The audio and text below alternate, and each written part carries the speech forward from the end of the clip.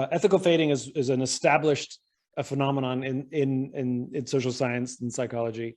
It is the phenomenon where people make unethical decisions believing they're well within their own ethical framework. So for example, when a pharmaceutical company that has a patent on an essential drug and they raise the price of that drug 300%, 500%, 800%, 1,000%, 2,000%, to help them meet certain financial targets. Not illegal, well, kind of unethical, right? Doesn't really feel good.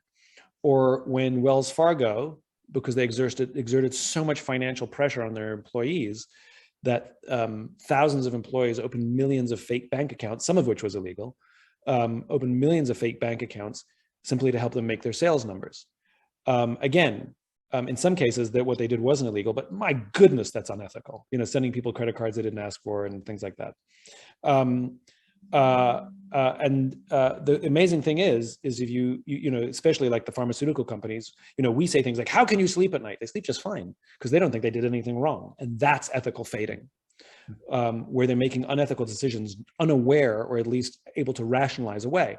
So there's some indicators or conditions that exist that ethical fading starts to take hold.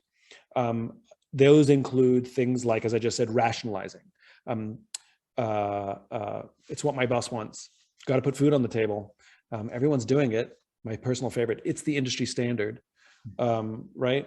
That's part of it.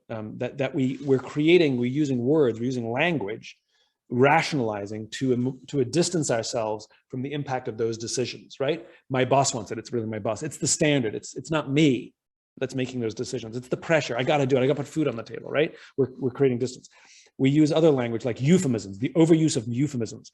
Like companies would never spy on their customers. Data mining we love, however, right? So we use words to, again, create emotional distance. Nobody talks about the impact that our manufacturing process is happening on the lives and the communities of the places where we have our factories. We like to talk about managing externalities, right? We use language to create distance. The old slippery slope, somebody tries it, gets away with it, maybe even gets rewarded for it, does it again, it gets bigger, other people start joining in, and before you know it, you have full on ethical fading. Thank you. And it is pernicious when it takes hold. And every single time ethical fading happens because of poor leadership, and it can be reversed because of good leadership. Because we're rewarding that kind of behavior, we're exerting excessive amounts of pressure on people. We're sometimes threatening them. If you miss your numbers, you're going to lose your job, right?